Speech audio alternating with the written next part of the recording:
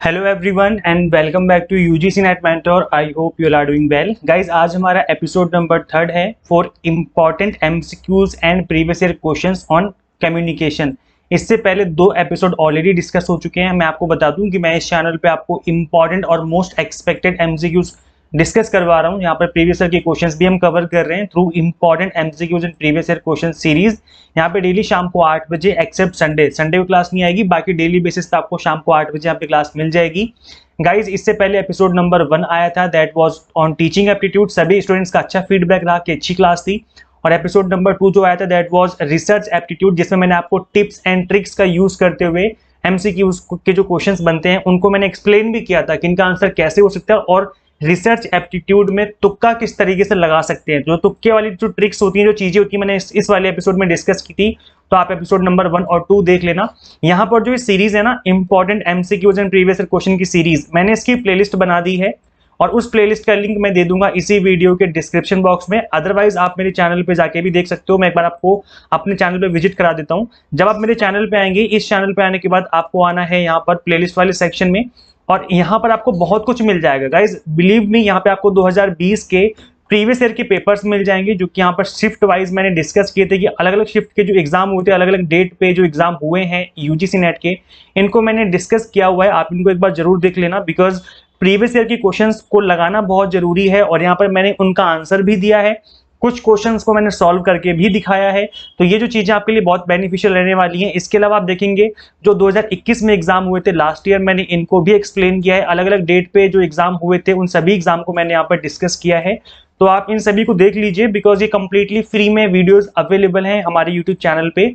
जब आप इनको विजिट करेंगे तो यहाँ से आपको आइडिया लग जाएगा कि किस तरह के क्वेश्चन बार बार पूछे जाते हैं और क्वेश्चंस का आंसर एग्जैक्ट आपको किस तरीके से निकालना होता है। तो ये वाली वीडियोस हैं, ये काफी हेल्पफुल रहेंगी, बिकॉज हमेशा से प्रीवियस ईयर के जो पेपर होते हैं वो हमेशा से इंपॉर्टेंट रहते हैं आपके लिए।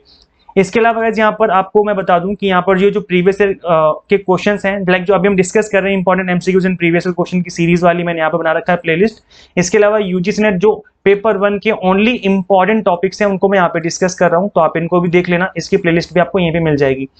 चलिए कंटिन्यू करते हैं अपनी क्लास। आई होप आपको यहाँ तक समझ में आ गया होगा क्या क्या यहाँ पे आपको मिल सकता है। एंड गाइस, अभी तक आप लोगों ने टेलीग्राम ग्रुप ज्वाइन नहीं किया तो कर लो, बिकॉज यहाँ पर आपको लिंक मिलते रहते हैं क्लासेस के, जो टाइमिंग्स वगैरह हैं वो आपको पता चल जाती हैं। कोई भी अपडेट आता है तो मैं आप पे डेफिनेटली अपडेट कर देता हूँ। सो मेक श्योर आप इस चैनल को सब्सक्राइब भी कर लें, साथ ही बेल आइकन प्रेस कर लें, ताकि आपको अपकमिंग वीडियोस के सभी नोटिफिकेशन मिलते रहें। इसके अलावा आप मुझे इंस्टाग्राम पे फॉलो कर सकते हैं, इसका लिंक भी मैं आपको इसी वीडियो के डिस्क्रिप्शन बॉक्स में दे दूंगा। चलिए आगे कंटिन्यू करते हैं। So this is about me, my name is Mohammad Azam. I have worked as an assistant professor in SGIT school of management, GGS IP, university Delhi for more than 3 years and these are my some small achievements. Guys मैं एक चीज बता दूं कि आज की जो class है कम्युनिकेशन के ऊपर काफी इंपॉर्टेंट रहने वाली है। सो मेक श्योर कि आप इस लेक्चर को आराम से पूरा देख लें, बिकॉज यहाँ पर मैं ना सिर्फ आपको एमसीक्यूज करवाऊंगा बल्कि मैं उनको एक्सप्लेन भी करूंगा, तो एक्सप्लेनेशन समझना बहुत जरूरी है। सो मेक श्योर कि आप इस लेक्चर को आराम से तसल्ली से पूरा देख लें, ताकि आपको हर चीज अच्छे से समझ में आ जाए।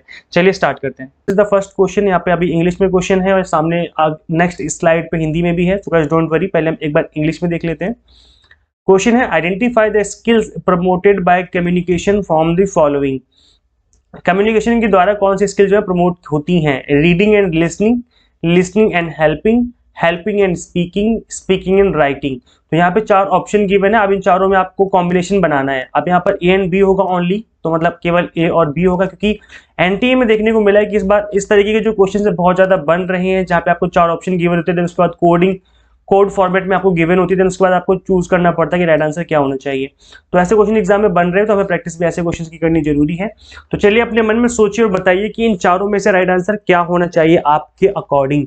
चलिए मैं जब तक आप लोग सोचे तब तक मैं हिंदी में एक बार रीड कर देता हूँ क्वेश्चन को, ताकि हिंदी मीडियम वाले बच्चे भी समझ लें। क्वेश्चन था, निम्नलिखित में से संचार द्वारा बढ़ावा देने वाले कौशल की पहचान करनी है। संचार कौन से कौशल को बढ़ावा देता है, मतलब कौन सी स्किल्स को और अच्छा कर देता है अगर आपकी जो कम्युनिकेशंस होती हैं? पढ़ने और सुनने की स्किल्स को, सुनना और मदद करना और बोलना, बोलना और लिखना। तो बताइए, चलिए सोचिए जल्दी से फटाफट कि राइट आंसर क्या होना चाहिए इसका। गाइस आई होप आप लोगों ने अपने मन में सोच लिया होगा राइट आंसर क्या होना चाहिए। तो इंग्लिश में पहले हम बात कर लेते हैं। तो रीडिंग, कम्युनिकेशन जो है, रीडिंग और लिसनिंग दोनों ही इसके अंदर इंक्लूडेड रहते हैं। इसके अलावा आपका स्पीकिंग और राइटिंग भी कहीं ना कहीं कम्युनिकेशन के अंदर इंक्लूडेड रहता है। तो यहाँ पर ऑप्शन नंबर ए और डी जो हो जाएगा that will be the right answer. तो ए और डी जो है वो ऑप्शन नंबर थर्ड में है, तो ये इसका राइट आंसर हो जाएगा। जैसे कि आपको पता है हेल्पिंग, कम्युनिकेशन में हेल्पिंग का कोई लेने देना नहीं है, मदद करना, तो मदद करना एक आपका मोरल वैल्यूज हो जाएंगी, आपका नैतिक जो आपकी नैतिकता होती है वो हो जाएगी। तो हेल्पिंग जो नहीं हो, हेल्पिंग नहीं होना चाहिए इसमें। तो इस वजह से बी भी नहीं होगा, सी भी नहीं होगा, तो इसलिए ए और डी जो हो जाएगा that will be the right answer. So option number C, मतलब ऑप्शन नंबर जो थर्ड है आपका, that will be the correct answer of this question. Hindi वाले बच्चों समझ में आ गया ना? पढ़ना और सुनना, ये कम्युनिकेशन, ये आपके संचार जो होता है कम्युनिकेशन, ये इसको बढ़ावा देता है। इसके अलावा बोलना और लिखना, इसको भी बढ़ावा देता है कम्युनिकेशन। तो यहाँ पर मदद करना जो है वो कम्युनिकेशन के अंदर नहीं आता है, तो ये नहीं होगा, और मदद करना दोनों में ही है, तो बी और सी तो नहीं हो सकते। इसका मतलब ए और डी होने चाहिए। तो ए और डी का मतलब है कि option number third will be the right answer. चलिए, आई होप समझ में आ गया होगा। चलिए बढ़ते हैं नेक्स्ट क्वेश्चन की तरफ, और नेक्स्ट क्वेश्चन करते हैं जल्दी से फटाफट से। अच्छा, नेक्स्ट क्वेश्चन पे जाने से पहले मैं आपको बता दूं कम्युनिकेशन स्किल्स क्या होती है। वैसे आप सभी को पता लग गया होगा, अब तक हमने अच्छे से डिस्कस किया हुआ है। कम्युनिकेशन जो two way exchange of information, जहां पर एक पर्सन दूसरे पर्सन से कोई इन्फॉर्मेशन या कोई आइडिया शेयर करता है। So it is a two way communication, giving and receiving. यहाँ पर एक इन्फॉर्मेशन दी जाती है और उसका फीडबैक लिया जाता है। जैसे मैं आपसे बोलूं कि खाना खाओगे, आप बोलोगे नहीं, मैं बोलूंगा पानी पियोगे, आप बोलोगे हाँ। तो ये क्या है? टू वे कम्युनिकेशन है, एक ने दूसरे से बोला, दूसरे ने रिप्लाई कर दिया। सो गिविंग एंड रिसीविंग जो होता है यहाँ पर कंटिन्यूसली चलता रहता है। Speaking and writing to someone are example of giving information. हम स्पीक करके मतलब बोल करके फिर लिख करके बता सकते हैं, तो कम्युनिकेशन के पार्ट हो जाते हैं दोनों ही। Reading and listening to someone are example of receiving information. तो यहाँ पर अगर आप इन्फॉर्मेशन रिसीव कर रहे हो तो या तो आप सुनोगे उसको, लिसनिंग में इन्वॉल्व रहोगे, और या फिर रीडिंग करोगे। मतलब अगर उसने लिख के आपको बताया, राइटिंग करा है, तो आप फिर रीडिंग करके सुनो, चीजों को समझोगे। तो ये जो चारों चीजें वो इसमें इन्वॉल्व रहती हैं। तो इसलिए हमने जो अभी देखा आंसर, मतलब जो हमारा क्वेश्चन था, उसमें आपने देखा कि लिस्टिंग भी था, स्पीकिंग भी था, रीडिंग भी था, राइटिंग भी था। तो चारों ही जो हैं, चारों इंपॉर्टेंट पार्ट्स हैं, मतलब कम्युनिकेशन के अंदर चारों ही इन्वॉल्व रहते हैं। और एक कम्युनिकेशन जो होती है वो चारों को ही बढ़ावा देती है। और हेल्पिंग जो है वो इसका पार्ट नहीं, बिकॉज हेल्प करना तो आपकी एक मोरल वैल्यूज हो जाएगी, आपकी नैतिकता, आपके अच्छे कर्म हो जाएंगे। ठीक है, सुनना समझ में आ गया ना सभी को, हिंदी वाले बच्चों? चलिए आगे बढ़ते हैं। सो नेक्स्ट क्वेश्चन है असर्शन रीजन वाला। क्वेश्चन गिवन है, given below are two statement, one is label as assertion and the other is label as reason. तो मैंने गाइस आपको बताया था पहले भी कि असर्शन और रीजन के जो क्वेश्चंस होते हैं वो किस तरीके से सॉल्व करने हैं हमें। देखो, पहला जो रूल है असर्शन रीजन को सॉल्व करने का, दैट इज कि आपको बेसिक नॉलेज होनी जरूरी है उस चीज के बारे में जिसके ऊपर क्वेश्चन है। जैसे क्वेश्चन कम्युनिकेशन के ऊपर है, तो कम्युनिकेशन के आपको बेसिक आइडियाज, बेसिक डेफिनेशन, ये जो चीजें आपको अच्छे से जाननी, पता होनी जरूरी है। अगर ये नहीं पता है तो आप इस तरह के क्वेश्चन का आंसर इजीली नहीं कर पाते हैं, पहली चीज। दूसरी चीज कि कभी भी घबराना मत असर्शन रीजन को देख करके। कई बार अगर आपको बेसिक नॉलेज नहीं होती है तब भी आप उस क्वेश्चन का आंसर कर सकते हैं, क्योंकि थोड़ा बहुत कॉमन सेंस हर इंसान के अंदर होता है, और कॉमन सेंस का यूज करते हुए भी आप आंसर कर सकते हैं। तो चलिए गाइस, इस क्वेश्चन को रीड करते हैं और समझते हैं कि इसका राइट आंसर क्या होना चाहिए। अच्छा, यहाँ पर क्वेश्चन इंग्लिश में भी है और हिंदी में भी है, तो हिंदी वाले बच्चे घबराए नहीं, मैं हिंदी में भी दिखा दूंगा। पहले एक बार इंग्लिश में देख लेते हैं। असर्शन था आपका, effective communicator align appearance with body language and tone. जो इफेक्टिव कम्युनिकेटर होता है वो बॉडी लैंग्वेज और टोन का यूज करता है, मतलब अपीयरेंस में, अलाइन अपीयरेंस में। रीजन इसका गिवन है, such alignment forms part of the art of persuasion. तो गाइज कहीं ना कहीं चीजों को समझाने के लिए, चीजों की व्याख्या करने के लिए हम अपने हाथों का यूज करते हैं, अपने हैंड मूवमेंट करते हैं। जैसे आपके टीचर जब आप क्लास में पढ़ाते हैं, जब ऑफलाइन क्लासें होती हैं, जब आप सामने बैठ करके देखते हो अपने टीचर को, तो कहीं ना कहीं वो जब समझाते हैं, एक्सप्लेन करते हैं, तो अपने हाथों का यूज करते हैं, ऐसे करेंगे, ऐसे करेंगे, अपनी आंखों का यूज करेंगे, ऊपर नीचे फेशियल एक्सप्रेशन चेंज करेंगे, और टहलते टहलते आगे पीछे घूमते घूमते समझाते हैं ना। ऐसे ही न्यूज एंकर होते हैं, आजकल आपने देखा होगा न्यूज एंकर भी ऐसे ही करते हैं, अपने हाथों का यूज करते हैं। और जो मैंने आपको बताया था ना, ध्रुव राठी करके एक चैनल है, वहां पर वो पर्सन भी बहुत ज्यादा अपने हाथों का यूज करता है, आगे पीछे करता है इस तरीके से। तो कहने का मतलब है कि ये लोग जो हाथों का यूज करते हैं वो कहीं ना कहीं हमारे कम्युनिकेशन को इफेक्टिव बनाते हैं। अगर हम हिंदी में देखें तो अभिकथन था आपका, प्रभावशाली संचारक हाव भाव और स्वर के साथ संरेखित करता है। मतलब जो हाव भाव है, जब हम बोलते चीजों को एक्सप्लेन करते हैं तो हमारे हाथ हिलते हैं, हमारा सर हिलता है, हमारी आंखें हिलती हैं। जो हमारी बॉडी लैंग्वेज है, जो हमारे हाव भाव है, वो हमारे कम्युनिकेशन के साथ हिलते हैं। संरेखित मतलब उसके अंदर अलाइन हो जाते हैं, घुस जाते हैं उसके अंदर। और इसका कारण क्या है कि ऐसा संरेखन अनुनय विनय की कला का अंग है। मतलब अनुनय विनय का मतलब होता है व्याख्या करना, व्याख्या करने का एक अंग है, वो कला है कि जब आप अपने हाथ मूव करोगे तो आप चीजों को इजीली एक्सप्लेन कर पाओगे। तो कहीं ना कहीं दोनों चीजें सही हैं, बिकॉज जब आप अपनी बॉडी लैंग्वेज का, अपनी टून का यूज करते हैं तो कहीं ना कहीं आपकी जो कम्युनिकेशन है वो ज्यादा इफेक्टिव हो पाती है। और दूसरी बात कि ये आपकी व्याख्या करने में एक आर्ट है, एक कला है जो कि आपको व्याख्या करने में इजी बनाता है। तो दोनों बातें सही हैं यहाँ पर। तो अरे यार मैंने गलती कर दी, मैंने आंसर आपको बता दिया। चलिए बताइए आपके अकॉर्डिंग क्या आंसर होना चाहिए 1 2 3 4 में। तो बोथ आर करेक्ट, और यहाँ पर भी बोथ आर करेक्ट है। अब यहाँ पर कोई इनकरेक्ट तो है नहीं, तो इसका मतलब थर्ड और फोर्थ तो हो नहीं सकता। ए फर्स्ट सेकंड में कौन सा है बताइए।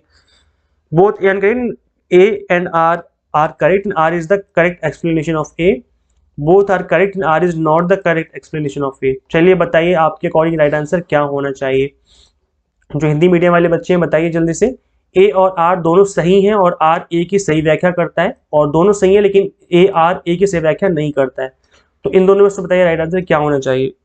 देखो गाइज मैंने आपको एक्सप्लेन कर दिया है, तो अब आपको आंसर सोचना है अपने मन में। जल्दी से सोचिए कि मन में अपने की राइट आंसर क्या होना चाहिए। ओके सो गाइस चलो बता देता हूं मैं। यहाँ पर बोला गया था कि इफेक्टिव कम्युनिकेटर जो है वो बॉडी लैंग्वेज का यूज करता है, और यहाँ बोला गया था कि जो इस तरीके के अलाइनमेंट होते हैं, मतलब बॉडी लैंग्वेज जो यूज करते हैं, वो आपके पर्सुएशन की एक आर्ट है, मतलब व्याख्या करने की कला है। तो ज्यादा अच्छे से आप चीजों को व्याख्या कर पाते हो। तो हाँ दोनों बातें सही हैं, और ये आपकी सही मतलब जो आर है वो इसका एकदम समर्थन कर रहा है। तो ये करेक्ट एक्सप्लेनेशन ऑफ ए हो जाएगा। सो option number first will be the right answer. अब एक बार चेक कर लेते हैं आंसर क्या है, कभी कुछ और आंसर ना हो जाए, नहीं तो गड़बड़ हो जाएगी। हाँ चलिए बहुत अच्छी बात है, ऑप्शन नंबर ए इसका राइट आंसर है। So A and R are correct and R is the correct explanation of A. ठीक है समझ में आ गया। तो गाइज अगर जब भी इस तरह के क्वेश्चन बने ना सर्च एंड रीजन वाले, तो घबराने की जरूरत नहीं। एक बार पढ़ लोगे आप, एक बार अच्छे से पढ़ लोगे तो चीजें जो है आपके लिए इजी हो जाएंगी। पता है रीडिंग भी एक बहुत अच्छा, हम कह सकते हैं इफेक्टिव तरीका होता है चीजों को समझने का। जितना अच्छे से आप रीड करोगे उतना चीजें आपको अच्छे समझ में आती हैं। तो जब भी क्वेश्चन पढ़े आप ध्यान से बहुत मतलब बहुत यहाँ पर कंसंट्रेशन के साथ रीड करें कि बोला क्या जा रहा है। तो अगर ये बोला क्या जा रहा है वो आपको क्लियर है तो आप आंसर कर पाओगे इजीली। तो बस इन चीजों को थोड़ा ध्यान रखें और इस तरीके से चीजों को हैंडल कर सकते हैं। नेक्स्ट क्वेश्चन आपकी स्क्रीन पे आ चुका है, चलिए बताइए क्या आंसर होना चाहिए। The competence of N effective communicator can be जज ऑन द बेसिस ऑफ। एक प्रभावी संचारक की क्षमता का आकलन किसके आधार पर किया जा सकता है। एक जो इफेक्टिव कम्युनिकेटर है, अब मैंने आपको बताया था ना कि इफेक्टिव बैरियर्स ऑफ कम्युनिकेशन और इफेक्टिव कम्युनिकेशन दो ऐसे टॉपिक हैं जो कि बहुत ज्यादा इंपॉर्टेंट है। दोबारा सुनो, कम्युनिकेशन जो हम यूनिट कर रहे हैं, इस यूनिट के अंदर एक बैरियर्स टू कम्युनिकेशन है और एक आपका इफेक्टिव कम्युनिकेशन। ये दो टॉपिक इतने ज्यादा इंपॉर्टेंट है कि 90% केस में यही दो टॉपिक से ही क्वेश्चन बनते हैं। ऐसा नहीं कि बाकी टॉपिक नहीं पूछे जाते हैं, बाकी टॉपिक भी आते हैं, लेकिन यहाँ से क्वेश्चन बनने के चांस बहुत ज्यादा रहते हैं। तो इफेक्टिव कम्युनिकेशन आप देखेंगे बार बार क्वेश्चन यहाँ पे बन रहा है, मैं भी यहाँ पे आपको प्रैक्टिस करवा रहा हूँ। तो बताइए आपके अकॉर्डिंग क्या आंसर होना चाहिए। The competence of N effective communicator can be जज ऑन द बेसिस ऑफ। तो जो आपका इफेक्टिव कम्युनिकेटर है उसकी कॉम्पिटेंसी मतलब एक कितना प्रभावी है वो कैसे पता लगेगा। तो क्या उसकी पर्सनैलिटी ऑफ कम्युनिकेशन से पता चलेगा, या फिर एक्सपीरियंस से पता चलेगा कि उसकी फील्ड में कितना एक्सपीरियंस है, या इंटरएक्टिविटी विद टारगेट ऑडियंस से पता चलेगा, या फिर meeting the needs of the target audience, लक्षित दर्शकों की जरूरतों को पूरा करना। किस चीज से पता चलेगा कि कितना ज्यादा इफेक्टिव है आपका कम्युनिकेटर। देखो गाइज यहाँ पर इस क्वेश्चन का राइट आंसर होगा option number D, that is meeting the needs of target audience. अब ये राइट आंसर क्यों है मैं एक्सप्लेन कर देता हूँ। जैसे मैं एज ए टीचर, मैं असिस्टेंट प्रोफेसर, मैंने कॉलेज में मोर देन 3+ ईयर्स पढ़ाया हुआ है कॉलेज में। तो मैं 3 साल से ज्यादा से जब मैं पढ़ा रहा हूँ तो मुझे काफी एक्सपीरियंस हो चुका है। तो अगर मुझे अपनी फील्ड में एक्सपीरियंस है तो क्या मैं अच्छा कम्युनिकेटर कहलाऊंगा? कोई गारंटी नहीं है इस बात की, यस और नो, कोई गारंटी नहीं। क्योंकि कुछ टीचर ऐसे भी हैं, या मतलब सिर्फ टीचर ही नहीं, कुछ लोग ऐसे भी होते हैं जो कि बहुत टाइम से उस फील्ड में है लेकिन फिर भी वो अच्छे कम्युनिकेटर नहीं होते हैं। होता है नहीं होता, आप अपने स्कूल कॉलेज में भी याद कीजिए, कई बार आपके टीचर ऐसे भी आपने कई कुछ टीचर्स को देखा होगा जो कि अच्छे से एक्सप्लेन नहीं कर पाते हैं, मतलब इन द सेंस कि सही से नहीं बोल पाते हैं, तो बहुत लो वॉइस में बोलते हैं, या फिर उनका कहीं ना कहीं मन नहीं होता एक्सप्लेन करने का, बस 2-4 लाइनें बताई काम खत्म और बस चीजें डन कर दी। तो इस तरीके से चीजें आपको देखने को मिलती हैं। तो एक्सपीरियंस जो है आपकी फील्ड में वो एक अच्छा कम्युनिकेटर होगा गारंटी नहीं देता है। पर्सनैलिटी ऑफ कम्युनिकेशन जो है वो भी एक अच्छी गारंटी नहीं। आप कितना भी अच्छी पर्सनैलिटी बना के जाओ, कितने भी अच्छे सज धज के जाओ, और अगर आप अच्छे से नहीं बोल पा रहे हो तो इसका मतलब क्या है, आप इफेक्टिव कम्युनिकेटर नहीं हो। Inter activity with target audience, लक्षित दर्शकों के साथ इंटर गतिविधि करना, ये भी कहीं ना कहीं एक पॉइंट हो सकता है, लेकिन उतना अच्छा पॉइंट नहीं जितना कि आपका टारगेट ऑडियंस की नीड्स को मीट करना है। जैसे सपोज करो फॉर एन एग्जांपल, मैं यहाँ पे आपको एज एन टीचर पढ़ा रहा हूँ for unit number 4 communication for UGC net. अब गाइस यहाँ पर मैं इन चीजों को आपको ना पढ़ा के कुछ और बताने लग जाऊं, जैसे आप इस क्लास को किस लिए अटेंड कर रहे हो, बिकॉज आप एमसीक्यूज की प्रैक्टिस करना चाहते हो, एमसीक्यूज की प्रैक्टिस करने के लिए आप इस क्लास को अटेंड कर रहे हो, है ना। मैं आपसे बात करने लग जाऊं कुछ और ही, कि मैंने मोबाइल खरीदा था वो खराब निकल गया, आप क्या चलो कोई बात नहीं, अब चलो पढ़ाई पे आते हैं।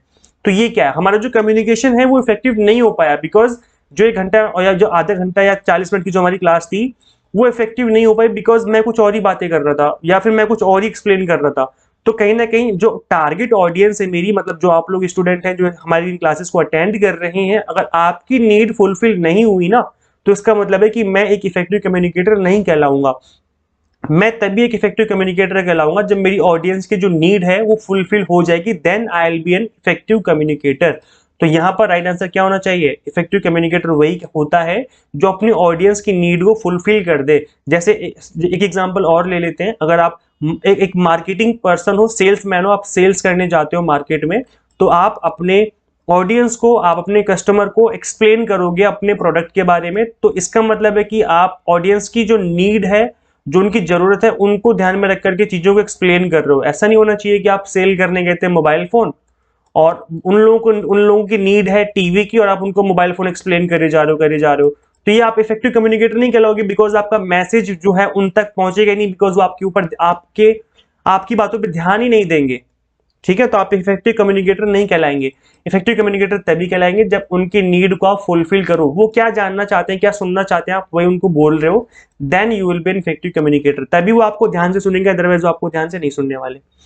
ठीक है, सो option number D will be the right answer. अब यहाँ पर गाइज कुछ रिक्वायरमेंट्स होती है इफेक्टिव कम्युनिकेशन की, वो क्या क्या होती है। पहला होता है आपका understand the need and requirement. हमारे ऑडियंस की रिक्वायरमेंट क्या है उसको समझना बहुत जरूरी है अगर आपको इफेक्टिव कम्युनिकेशन करनी है तो।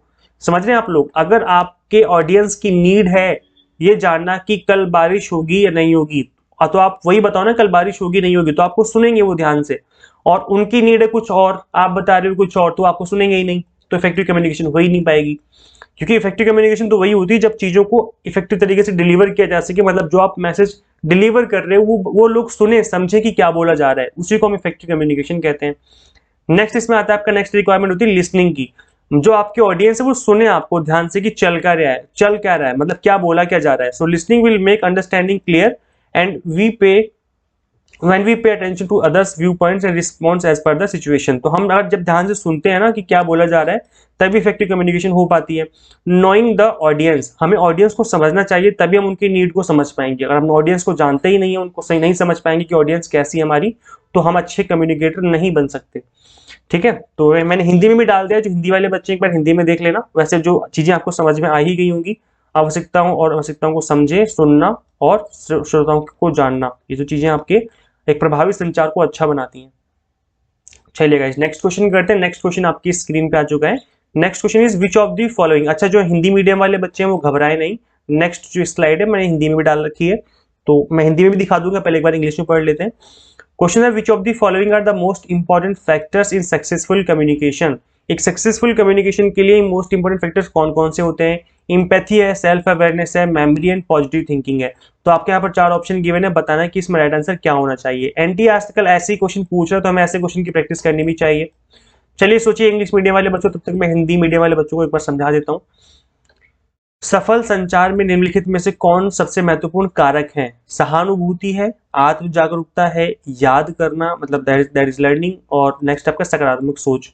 तो यहाँ पर अब आप ऑप्शन देखेंगे कि ऑप्शन में आपके अकॉर्डिंग ऑप्शन में देखो, जब भी इस तरह का जब क्वेश्चन आ जाए ना, तो आप ऑप्शन देखना स्टार्ट कर दो कि कौन सा राइट आंसर होना चाहिए।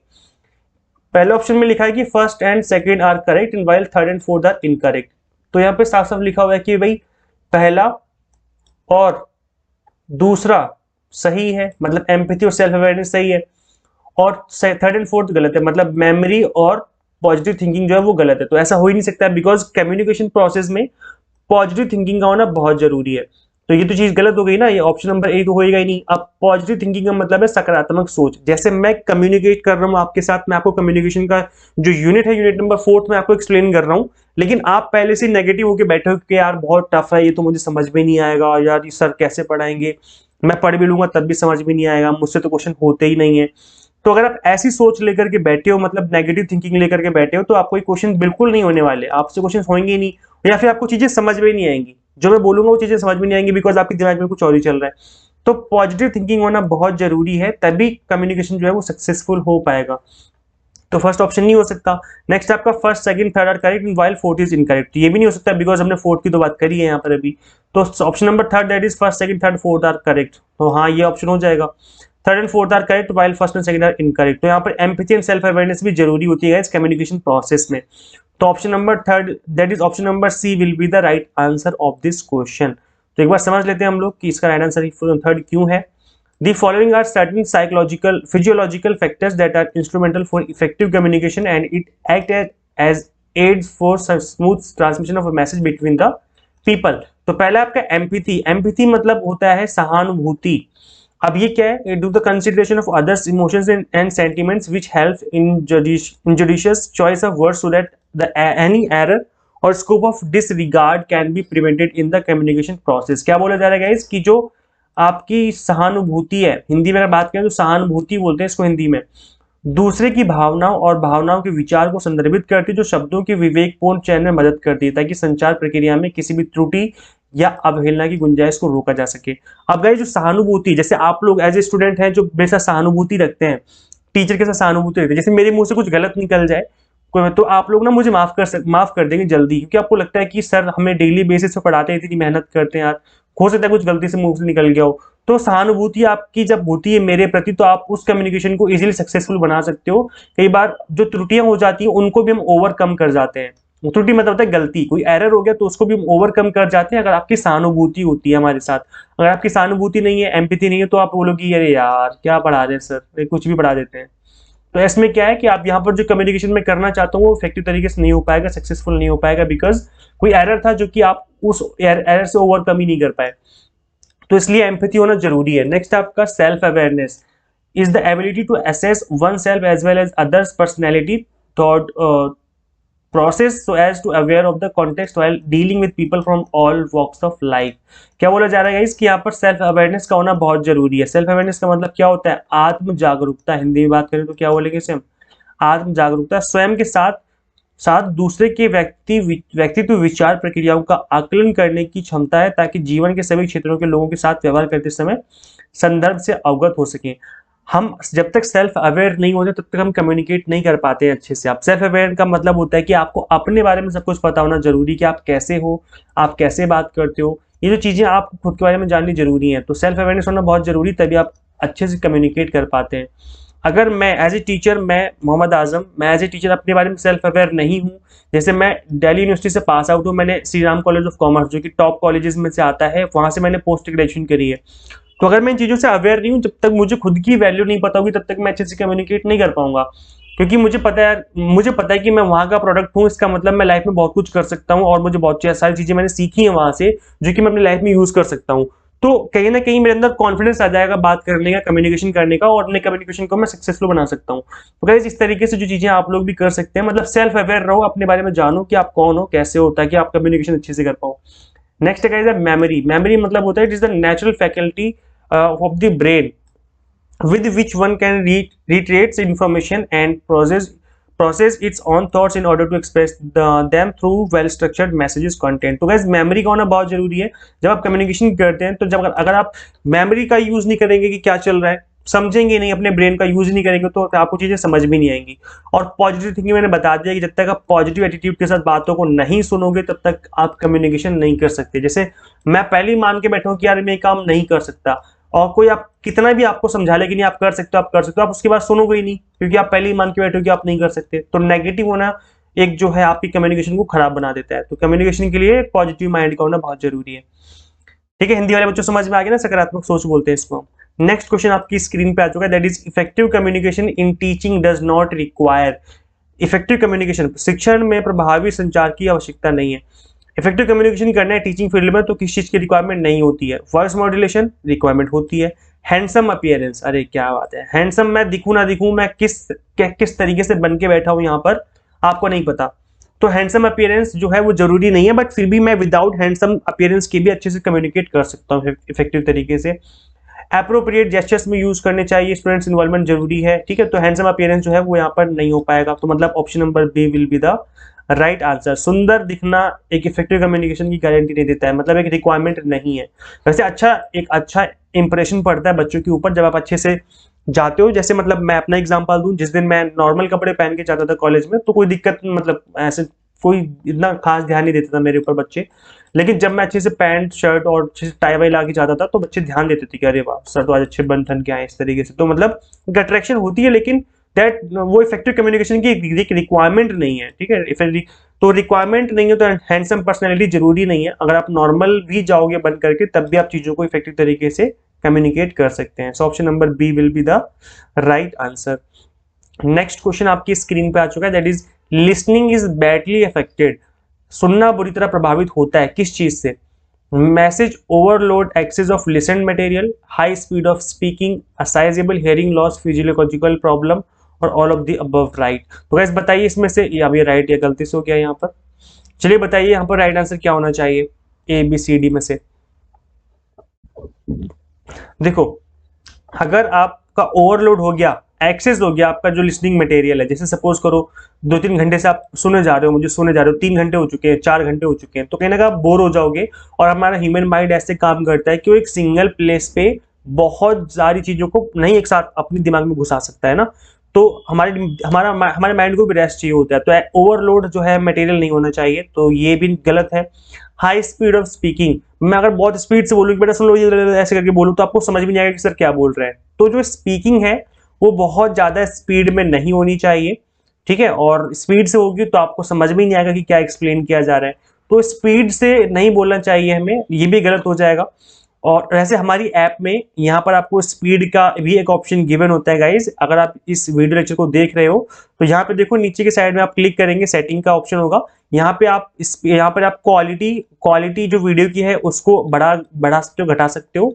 360 और 480 या 720 पिक्सल में करके ऐसे कर सकते हो क्वालिटी। और स्पीड का ऑप्शन भी आता है, स्पीड भी आप ज्यादा कम कर सकते हो लेक्चर की। अगर आप कहीं जल्दी में हो, कोई बिजी हो तो आप स्पीड बढ़ा करके देख सकते हो, अदरवाइज आप स्पीड कम करके भी देख सकते हो। आप चेक करना यहाँ पर लेक्चर के जस्ट नीचे आपको ऑप्शन गिवन होते हैं, ठीक है। तो यहाँ पर स्पीड ज्यादा नहीं होनी चाहिए। दूसरा आपका असाइजेबल हियरिंग लॉस, फिजियोलॉजिकल प्रॉब्लम, मतलब आपके कानों में खराबी होगी जिसकी वजह से आपको प्रॉपर तरीके से सुनाई नहीं दे रहा है, तो ये भी नहीं होना चाहिए। So listening is badly affected, listening जो है सुनने की जो प्रक्रिया है वो तीनों चीजों से अफेक्ट होती है। सो option number D will be the right answer, all of the above will be the right answer of this question. ठीक है, समझ में आ गया। चलिए आगे बढ़ते हैं। सो नेक्स्ट क्वेश्चन है आपकी स्क्रीन पे, विच of the following skills has the largest share in communication time in school and colleges. निम्न में से किस कौशल का स्कूल कॉलेजों में संचार समय में सबसे बड़ा हिस्सा होता है? जब आप स्कूल या कॉलेज में होते हो एज ए स्टूडेंट, तो अब वहां पर आप कम्युनिकेशन की कौन से स्किल का जो है सबसे ज्यादा लार्जेस्ट शेयर रहता है, मतलब कौन सी चीजों का ज्यादा शेयर रहता है? लिसनिंग का, रीडिंग का, राइटिंग का, स्पीकिंग का? सुनना, जब आप स्कूल कॉलेज में पढ़ने जाते हो तो सुनते ज्यादा हो या अध्ययन ज्यादा करते हो या फिर ज्यादा लिखते हो या फिर ज्यादा बोलते हो? तो ऑब्वियस सी बात है, स्कूल कॉलेज में आपको टीचर ही एक्सप्लेन करते हैं सारी चीजों को, तो आपको यहाँ पर लिस्टिंग जो है वो ज्यादा करनी पड़ती है। तो यहाँ पर आप ये मान के चलिए कि आई थिंक 60 to 70% जो है आप लिसनिंग का शेयर रहता है। फिर उसके बाद आप रीडिंग भी करते हो बीच बीच में, राइटिंग भी करते हो, ये आपका 5%, 10% इस तरीके से, स्पीकिंग भी रहती है 10%, इस तरीके से रह सकता है ना। तो यहाँ पर आपका जो लिस्टिंग है इसका शेयर बहुत ज्यादा होता है। आप इस चीज से अग्री करेंगे कि लिस्टिंग जो होती है हमारे स्कूल कॉलेजेस में एज स्टूडेंट, आप इस वाली स्किल्स का जो है बहुत ज्यादा यूज करते हैं अपने स्कूल कॉलेजेस में। ठीक है गाइस, जिस तरीके से मैं आपको यहाँ पे पढ़ा रहा था आज, इसी तरीके से मैंने कंप्लीट क्रैश कोर्स बनाया हुआ है फॉर पेपर 1। अगर आप कंप्लीट क्रैश कोर्स ज्वाइन करना चाहते हो तो इसके लिए आप हमारी एंड्रॉइड ऐप इंस्टॉल कर सकते हैं यूजीसी नेट मेंटर के नाम से। गूगल प्ले स्टोर पे हमारी एंड्रॉइड ऐप आपको अवेलेबल हो जाएगी। इसके फीचर्स क्या हैं क्रैश कोर्स के, मैं आपको थोड़ा सा प्रिसाइजली बता देता हूँ। गाइस, जो क्रैश कोर्स है वो यूजीसी नेट पेपर 1 के लिए है, कॉमर्स अभी अवेलेबल हो गया है, मैनेजमेंट जल्दी अवेलेबल हो जाएगा। अगर हम बात करें फीचर्स की, तो टारगेट बेस्ड वीडियो लेक्चर्स हैं, topic wise, unit wise, to the point explanation है, इधर उधर की बातें नहीं है। मैं आपको गारंटी देता हूं कि आपका एक सिंगल मिनट वेस्ट नहीं होगा इस एंड्रॉइड ऐप पे आने के बाद। तो आप एंड्रॉइड ऐप इंस्टॉल कर सकते हैं। यहाँ पर इंग्लिश मीडियम और हिंदी मीडियम दोनों ही मीडियम में कंटेंट को कवर किया गया है, तो दोनों मीडियम के स्टूडेंट्स इस क्रैश कोर्स को ज्वाइन कर सकते हैं। According to NTA new question asking pattern, जिस तरीके से एनटीए आप क्वेश्चन पूछ रहा है एग्जाम में, उस तरीके से चीजों को कवर किया गया है।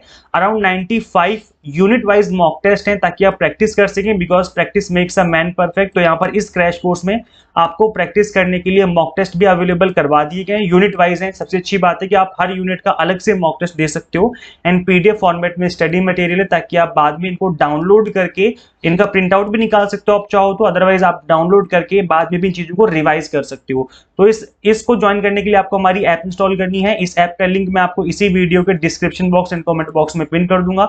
एक बार जाके इंस्टॉल करें, आपको डेफिनेटली यहां से आप अपना जो स्कोर है वो इंप्रूव कर पाएंगे, डेफिनेटली आपकी काफी हेल्प हो जाएगी। Thank you so much for watching this class guys. अपने कमेंट करके बता देना, क्योंकि आपके जो कमेंट होते हैं अच्छे अच्छे, उन्हीं से हमें मोटिवेशन मिलती है आपके लिए लेक्चर्स क्रिएट करने में। तो आप लोग प्लीज कमेंट करके अपना फीडबैक जरूर देके जाया करो, ताकि हम भी मोटिवेट रहें आपके लिए लेक्चर्स क्रिएट करने में। Thank you so much for watching this class. Share this platform to all UGC NET and JRF SET aspirants. Guys मिलते हैं नेक्स्ट क्लास में। Till then keep watching UGC NET mentor. Thank you so much.